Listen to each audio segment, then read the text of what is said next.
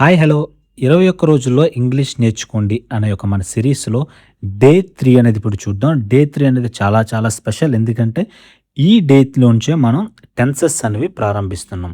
So మనిషికి heart అయితే ఎంత ముఖ్యమో అలాగే టెన్సెస్ అనేవి ఇంగ్లీష్‌కి అంత ముఖ్యం. టెన్సెస్ అనేవి మీకు వస్తే మీరు 100% ఇంగ్లీష్ అనేది మాట్లాడగలరు without any doubt. So last వీడియోలో మనం హెల్పింగ్ వర్బ్స్ అండ్ వర్బ్స్ అనేవి తెలుసుకున్నాం. సో వాటి యొక్క లింక్ కావాలంటే నాకు కమెంట్ చేయండి. డే 2 అనేది నేను మీకు ప్రొవైడ్ చేస్తాను. సో అదేవిధంగా ఈరోజు మనం టెన్సెస్ అనేది ప్రారంభిద్దాం. సో టెన్స్ అంటే ఏంటంటే చాలా సింపుల్‌గా చెప్పాలంటే టెన్స్ అంటే మన తెలుగులో కాలం అని అర్థం. సో మనకి ఏదైతే కాలాలు ఉంటాయో వాటిని ఇంగ్లీష్‌లో మనం టెన్సెస్ అని చెప్పేసి అంటాం. సో ఇంగ్లీష్‌లో ఎన్ని టెన్సెస్ ఉంటాయి? ఇంగ్లీష్‌లోనే కాదు జనరల్‌గా 3 టెన్సెస్ మాత్రం ఉంటాయి. 3 కాలాలు మాత్రం ఉంటాయి. అవేంటంటే ప్రెజెంట్, పాస్ట్, ఫ్యూచర్. ప్రెజెంట్ అంటే ఏంటి? ప్రస్తుతం. పాస్ట్ అంటే గతం, జరిగిపోయింది. ఫ్యూచర్ అంటే జరగబోయేది, అది ఇంకా జరగలేదు. సో ఈ విధంగా 3 రకాల టెన్సెస్ అనేవి ఉంటాయి. So present tense, past tense, future tense ఈ 3 టెన్సెస్ అనేవి మీరు నేర్చుకోవాలి. మళ్ళీ వీటిలో కూడా 4 రకాలుంటాయి. ఒక్కొక్క దాంట్లో 4 రకాలుగా డివైడ్ చేయబడి ఉంటుంది. సో అవి కూడా ఇప్పుడు చూద్దాం. ఏం కన్‌ఫ్యూజ్ అవ్వద్దు. చాలా సింపుల్‌గా చెప్తాను. క్లియర్‌గా వినండి. ఖాళీగా ఉన్నప్పుడు మాత్రమే వినండి. అప్పుడే మీకు క్లియర్‌గా అర్థమవుతుంది.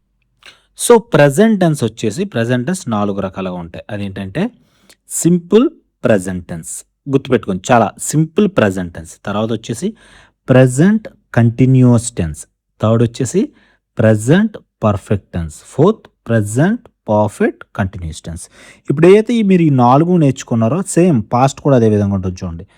Simple past tense, past continuous, past perfect, past perfect continuous. Same future కూడా అదే విధంగా ఉంటుంది చూడండి. Simple future, future continuous, future perfect continuous. అంటే ఈ పైనున్న 12 రకాలు ప్రతి టెన్స్‌కి 4 కామన్‌గా ఉంటాయి. సులువుగా గుర్తుపెట్టుకోవడం ఈ విధంగా చెప్తున్నా చూడండి. Simple, continuous, perfect continuous. So ఈ విధంగా ఈ 4 గుర్తుపెట్టుకుంటే సరిపోతుంది. వీటికి ముందు ప్రెజెంట్ చేస్తే ప్రెజెంట్ అవుతుంది, పాస్ట్ చేస్తే పాస్ట్ అవుతుంది, ఫ్యూచర్ చేస్తే ఫ్యూచర్ అవుతుంది. సో మీరు గుర్తుపెట్టుకోవాల్సింది simple, continuous, perfect continuous. So చాలా సింపుల్‌గా ఉన్నాయి కదా! వీటిని ఇంకా మీకు క్లియర్‌గా ఎక్స్‌ప్లెయిన్ చేస్తాను.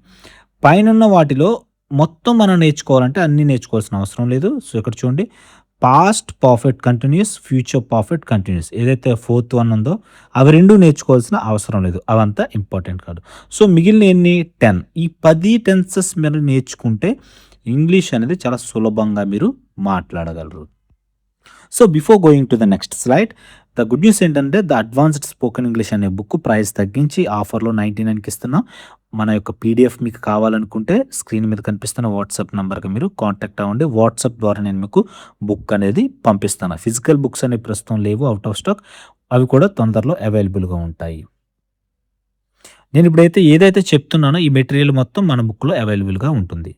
సో ప్రెజెంట్ టెన్స్‌లో 4 రకాలుగా ఉంటాయని చెప్పేసి అన్నా కదా! దాంట్లో ప్రస్తుతం సింపుల్ ప్రెజెంట్ టెన్స్ పేరులోనే చూడండి. సింపుల్ ప్రెజెంట్ టెన్స్ అంటే మనం ప్రతిరోజు చేసే చిన్న చిన్న పనులు. సో మన పేరులోనే మొత్తం అంతా ఉంటుంది. మనం రోజు చేసే చిన్న పనులు, ప్రస్తుతం మనకున్న అలవాట్లు, యూనివర్సల్ ట్రూత్స్ అంటే ప్రపంచ సత్యాలు వీటన్నిటిని కూడా మనం సింపుల్ ప్రెజెంట్ టెన్స్‌లో చెప్తాం. సో దీనికి ఒక ఫార్ములా అనేవి ఉంటుంది. మీకు ఇంతకుముందు నేను ఎక్స్‌ప్లెయిన్ చేశాను కదా! సబ్జెక్ట్ అంటే ఏంటి? పర్సన్స్ అంటే ఏంటి? పార్ట్స్ ఆఫ్ స్పీచ్ అంటే ఏంటి? అవన్నీ ఎందుకు ఎక్స్‌ప్లెయిన్ చేశానంటే వాటన్నిటిని ఇక్కడ మనం ఉపయోగిస్తాం. సో ఆ ఫార్ములా ఏంటంటే సబ్జెక్ట్ వి1 వర్బ్ 1 ప్లస్ ఆబ్జెక్ట్. చాలా సింపుల్ ఫార్ములా. సో అందుకే దీనికి సింపుల్ ప్రెజెంట్ అని చెప్పేసి పెట్టారు. సో ఇది చాలా సింపుల్‌గా ఉంటుంది కాబట్టి. సబ్జెక్ట్, వర్బ్, ఆబ్జెక్ట్ మూడే ఉంటాయి. Subject and verb, object. So దీంట్లో రూల్ ఏంటంటే సింపుల్ ప్రెజెంట్ టెన్స్‌లో సబ్జెక్ట్ థర్డ్ పర్సన్ అయినప్పుడు అంటే హీ, షీ, ఇట్ వచ్చినప్పుడు వెర్బ్‌కి యెస్ కానీ, ఈఎస్ కానీ, ఐఈఎస్ కానీ మనం చేర్చాలి. సో అది మీరు కన్‌ఫ్యూజ్ అవ్వద్దు. నేను మీకు క్లియర్‌గా చెప్తాను. సో ఇక్కడ చూడండి. He reads books, she reads books, it reads books. ఈ విధంగా మనం వెర్బ్‌కి యెస్ అనేది చేర్చుతాం. సబ్జెక్ట్ అంటే ఇక్కడ చూడండి ఐ లర్న్ ఇంగ్లీష్. ఐ అంటే నేను. లర్న్ అంటే అది వెర్బ్ నేర్చుకోవడం. అది ఒక పని. ఇంగ్లీష్ అంటే అది ఆబ్జెక్ట్. I learn English. నేను ఇంగ్లీష్ నేర్చుకుంటాను. We learn English. మేము ఇంగ్లీష్ నేర్చుకుంటాము. You learn English. నువ్వు ఇంగ్లీష్ నేర్చుకుంటావు. So we watch TV after dinner. మేము రాత్రి భోజనం తర్వాత టీవీ చూస్తాము. He plays cricket regularly. So, ఇక్కడ చూడండి హీ తర్వాత ప్లేస్ అన్నాం గానీ, హీ ప్లే క్రికెట్ అని చెప్పేసి అనలేదు. ఎందుకంటే హీ, షీ, ఇట్ వచ్చినప్పుడు వెర్బ్‌కి మనం ఎస్, ఈఎస్, ఐఈఎస్ అనేది చేర్చాలి. అది గ్రామర్ యొక్క rule. She eats vegetarian food only. తను వెజిటేరియన్ ఫుడ్ మాత్రమే తింటుంది. సో, ఇలా చాలా సింపుల్‌గా ఉంటుందిది. సో, దీంట్లో మీకేమైనా డౌట్స్ ఉన్నా నాకు వెంటనే కామెంట్ చేయండి. నేను మీకు ఆన్సర్ చేస్తాను. సో, నెక్స్ట్ ఇంకొన్ని ఎగ్జాంపుల్ చూద్దాం. He learns English. అతను ఇంగ్లీష్ నేర్చుకుంటాడు. సో, ప్రస్తుతం అంటే ప్రెజెంట్ కోసం మాత్రమే మనం చెప్తున్నాం. హీ అంటే సబ్జెక్ట్, లర్న్ అంటే నేర్చుకోవటం వర్బ్, ఇంగ్లీష్ అనేది అది ఆబ్జెక్ట్ అవుతుంది. She learns English. ఆమె ఆంగ్లం నేర్చుకుంటుంది. It learns English. ఇది ఆంగ్లం నేర్చుకుంటుందని చెప్పేసి. They learn English. వాళ్ళు ఆంగ్లం నేర్చుకుంటారని చెప్పేసి. సో, అలాగే I take coffee everyday in the morning. నేను ప్రతిరోజు ఉదయాన్నే కాఫీ తాగుతున్నాను. సో, అది మన యొక్క అలవాట్లు. సో, మన యొక్క అలవాట్లను కూడా మనం సింపుల్ ప్రెజెంట్‌లోనే చెప్తాం. సో, అలాగే we go to a movie on Sunday. మేము సండే మూవీకి వెళతాము. సో, అలాగే I come to college by bike. నేను కాలేజ్‌కి బైక్‌పై వస్తాను. So, I sleep 6 hours a day. నేను రోజుకి 6 గంటలు నిద్రపోతాను అని. సో, అలాగే he goes to the office. అతను ఆఫీస్‌కి వెళ్తాడు. They work every day. వాళ్ళు ప్రతిరోజు పని చేస్తారు. సో, ఈ విధంగా మనం చాలా సింపుల్‌గా సబ్జెక్ట్, వర్బ్, ఆబ్జెక్ట్ ఈ మూడింటిని ఉపయోగించి మన సెంటెన్సెస్ అనేది చాలా సింపుల్‌గా క్రియేట్ చేయవచ్చు. మీకు ఇంకా ఎక్కువ ఎగ్జాంపుల్స్ కావాలనుకుంటే మన బుక్‌లో ఉంటాయి. సో, మీకు అలాగే డే 4 వీడియో మీకు కావాలనుకుంటే నాకు కమెంట్ చేయండి. డే 4 అని చెప్పేసి మీ కమెంట్స్ ఆధారంగా నేను చాలా ఫాస్ట్‌గా వీడియో అనేది చేయడం జరుగుతుంది. సో, మరి సింపుల్ ప్రెజెంట్ టెన్స్ కోసం తెలుసుకున్నాం. దీంట్లో నెగెటివ్స్ అండ్ క్వెషన్స్ అనేవి ఉంటాయి. సో, మనం ఏదైతే పాజిటివ్సే మాట్లాడుకున్నామో దీంట్లో నెగెటివ్ కూడా ఉంటుంది. అదేంటంటే సింపుల్ ప్రెజెంట్ టెన్స్‌లో నెగెటివ్స్ చూద్దాం. సింపుల్ ప్రెజెంట్ టెన్స్‌లో మనం just do not, does not అని ఉపయోగించి మనం సింపుల్‌గా నెగెటివ్స్ అనేది చెప్పొచ్చు. సో, ఇక్కడ చూడండి I do not walk every day. నేను ప్రతిరోజు నడవను. సో, మనం ఒకవేళ నడుస్తానని చెప్పాలంటే ఐ వాక్ ఎవ్రీ డే అంటాం. అది పాజిటివ్ సెంటెన్స్. దాంట్లో నెగెటివ్ ఏంటంటే జస్ట్ డు నాట్ అనేది మాత్రం ఉపయోగిస్తాం. మరి డస్ నాట్ అనేది ఎప్పుడు ఉపయోగించాలి? డస్ నాట్ అనేది ఎప్పుడు ఉపయోగించాలంటే హీ, షీ, ఇట్‌కి మాత్రమే మనం డస్ నాట్ అనేది ఉపయోగిస్తాం. పైన మీరు చూసారు కదా! హీ, షీ, ఇట్‌కి వెర్బ్‌కి ఎస్ చేర్చాం. అలాగే హీ, షీ, ఇట్‌కి నెగెటివ్స్‌లో వెర్బ్‌కి ఎస్ అనేది చేర్చాం. కాకపోతే డస్ నాట్ అనేది మాత్రమే మనం ఉపయోగిస్తాం. ఇక్కడ చూడండి I do not walk every day. నేను ప్రతిరోజు నడవను. I do not read newspaper. నేను న్యూస్ పేపర్ చదవను. He doesn't read newspaper. అతను వార్తాపత్రికలు చదవడు. సో, ఇక్కడ చూడండి డజంట్ ఉపయోగించాం డు నాట్ కాకుండా. So, she doesn't practice yoga. ఆమె యోగా చెయ్యదు. He doesn't smoke cigarettes. అతను సిగరెట్స్ కాల్చడు. I don't go to temple regularly. నేను తరచూ ఆలయానికి వెళ్ళను.